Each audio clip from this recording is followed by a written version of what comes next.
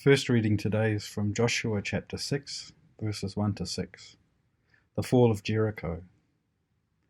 The gates of Jericho were kept shut and guarded to keep the Israelites out. No one could enter or leave the city. The Lord said to Joshua, "I'm putting into your hands Jericho, with its king and all its brave soldiers. You and your soldiers are to march round the city once a day for 6 days. 7 priests, each carrying a trumpet, are to go in front of the covenant box. On the 7th day, you and your soldiers are to march around the city 7 times, while the priests blow the trumpets. Then they are to sound one long note. As soon as you hear it, all the people are to give a loud shout, and the city walls will collapse. Then the whole army will go straight into the city." Joshua called the priests and said to them, "Take the covenant box, and 7 of you go in front of it, carrying trumpets." We all know that learning a new skill can take time. A very long time ago, while I was just 13, a friend and I spent the summer playing table tennis, up to 8 hours a day, 6 days a week. We constantly pushed each other to get better, but aside from having a heap of fun, we really didn't think much of it. Until we went back to school. Michael decided to join his school's table tennis team. Without even trying, he beat the best senior player on their squad. 300 hours of concentrated practice can do that for you. There's a saying that it takes 10,000 hours of practice to become an expert.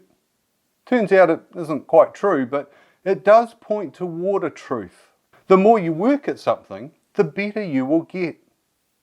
I want to dig into how that relates to what we've been learning about creating in a moment. But first, let's think about Joshua and the Israelites marching on Jericho. The first thing we should remember is that Joshua didn't simply march up, walk around the city a few times and everything fell down. There was much more to it than that. You may remember the spies hidden by Rahab. They weren't there on holiday. They were there to take a measure of the city, to scope out the defences and observe the movement and numbers of soldiers. There was planning that went into this battle. Planning that likely went over several months. There would have been scouts checking out the surrounding territory, lookouts in place to observe the flow of people in and out of the city, soldiers being trained, logistics prepared. The 7 days of walking around Jericho was simply the final piece of the puzzle to all the work and preparation that had gone in beforehand. At the point of marching around the city, it's easy to imagine everything just fell down and somehow the rest of the city evaporated. I need to pop a few bubbles at this point. Jericho was a fortified town with likely around 2,500 inhabitants, of whom maybe a fifth were soldiers. It covered an area of around 9 acres or 3.6 hectares. To put that in perspective, it's around about 3.5 rugby pitches. Marching around an area this size isn't going to take all day. Maybe an hour, since they would have had to keep some distance away from the walls to avoid missiles thrown by the defenders. In fact, it is likely there wouldn't have been more than a few thousand attackers in the march, because otherwise the head would meet the tail and be totally confusing. What I'm saying is that the scale of the affair is much smaller than most of us have usually assumed. Even on this smaller scale, planning and preparation was necessary. Everyone involved in the attack needed to know what was expected of them and how they were to behave in the process. When the walls fell down, each man had a job to do. All of this would have taken time. It's likely that the time between the spies scoping out the fortress and the walls coming down would have been measured in months, not days or weeks. In the end, the act of destruction would have happened fairly quickly, but the lead-in time was significant. I wrestled with this a little, but I do want to say that this is a magnificent story with ugly undertones. Very little is made of the fact that Rahab and her family were the only people to escape from Jericho alive. God gets the blame for apparently insisting that everything of Jericho was to be utterly destroyed. I'm not sure that the God of Jesus Christ would have asked for that.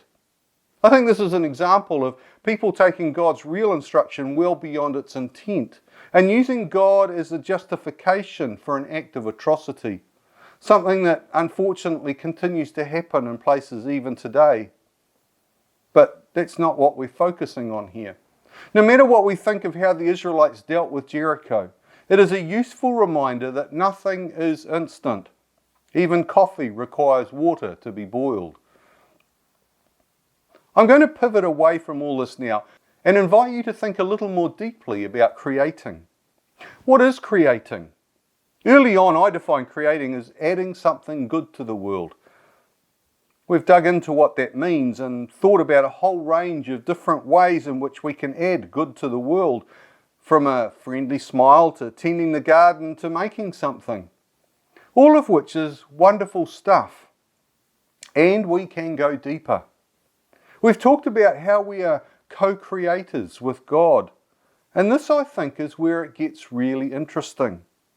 If we are co-creators with God, then it's important to remember that we can't just bowl on ahead and do whatever seems good to us. Imagine being on a sports team where every player did whatever they liked on the field. It would be chaos at best and unlikely to be much fun for anyone.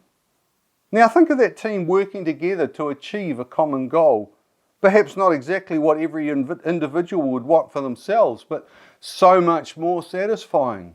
What might it look like if we were to become a team with God, working together toward a common goal? What incredible things would we see creating not merely as individuals, but as members of a group, focused together to create with God?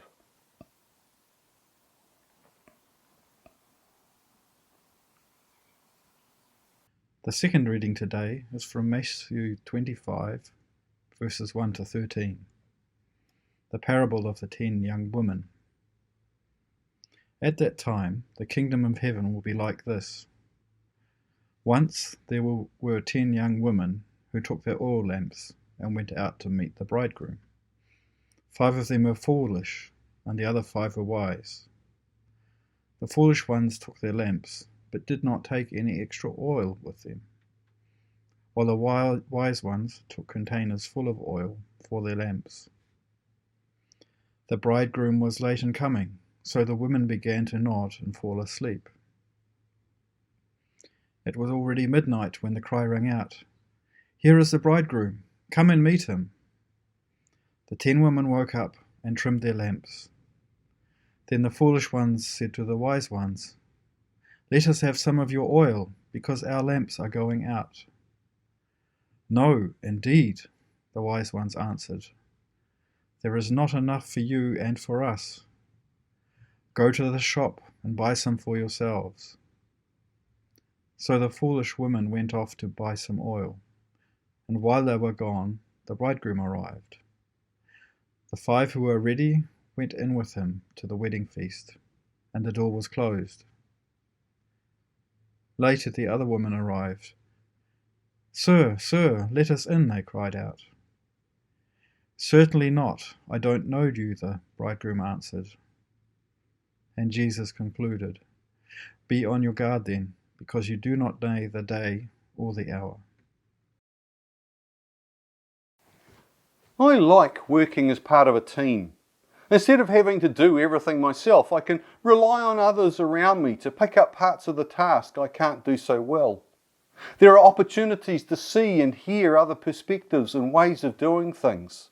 We can celebrate each other's successes and find support in our failures. It's also more demanding because when I rely on someone else to do something, I am trusting them. Often they don't do things like I would. Sometimes they do things in a way that makes me cringe. I have to breathe deeply and encourage and support so everything comes together in the best way possible, all of which takes time. Sometimes lots of time. Sometimes time I would rather spend on other things. When I lived in Dunedin, I played on a social volleyball team. Because it was social and we wanted to make people feel welcome, we sometimes had people who could be a little challenging, in their skill level? For the most part, we learnt to play in a way that hopefully ensured their enjoyment and our thirst for success. We were pretty competitive. I think all of us would have nights when our frustration at limited skill levels would boil over, but let's face it, none of us were exactly world class anyway. As we think about bridesmaids in our reading, I find myself wondering why Jesus took such a long-winded approach to telling people to stay awake because they don't know the day or hour. In the first place, no one can stay awake 24/7. The longest anyone managed on record was 264 hours, and the results weren't pretty, with paranoia and hallucinations. Which leads one to think that Jesus wasn't talking about not sleeping. What if he is talking about planning and teamwork and taking account of the time that is needed to bring everything together? What if the image of staying awake is about learning to look out for each other and preparing together? What if the image of staying awake is about learning to look out for each other and preparing together? For a long time, I thought that the wise bridesmaids were just mean. But it's more than that. They were selfish too. If they'd cared at all about their friends, they would have helped to make sure there was sufficient oil for everyone right from the beginning. This is a story about more than just thinking ahead. It's also about caring for others, or in this case, not caring for others. Which brings us back to time. Because caring for others takes time. I used to run youth camps on a regular basis. One of the things we would do before going away on camp was to go through the kids' gear to make sure they weren't missing anything important. Invariably, there were missing sleeping bags and towels and plates and cutlery and toothbrushes. It took an hour to do the prep, and it saved multiple hours at the other end having to sort out missing gear. That investment of time was worth every minute. But it was a real drag in the moment.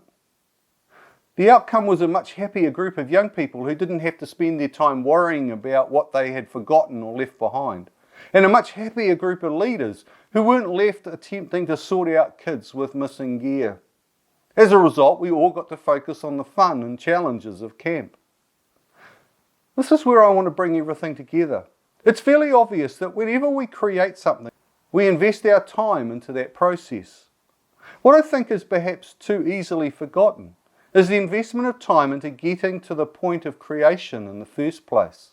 The practice time, the planning time, the preparation time.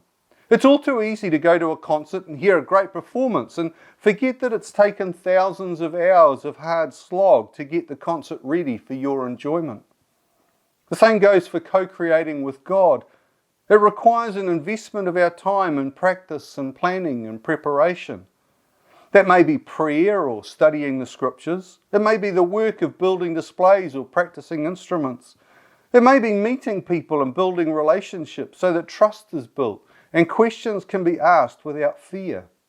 It may be a whole multitude of things I've never even touched on. Our challenge here and now is to press into God and find out what we need to be practicing, what we need to be planning, how we need to be preparing. Some of that has been going on ever since we were born. More since we met Jesus. Some of it needs to begin now. How have you practiced, planned and prepared? What time have you invested in co-creating with God? And more importantly, what comes next? We pray. God of the ages, the Alpha and Omega, beginning and the end, we are amazed that you choose to create alongside us. We regularly invest our time in everything other than what you are doing around us. Help us to gain a broader understanding of how we can practice, plan and prepare to work alongside you. Teach us to serve each other. Help us to gain a deeper understanding of how you are at work around us and how we can be at work with you. Teach us to serve each other, encouraging and equipping as we delve into co-creating with you. Amen.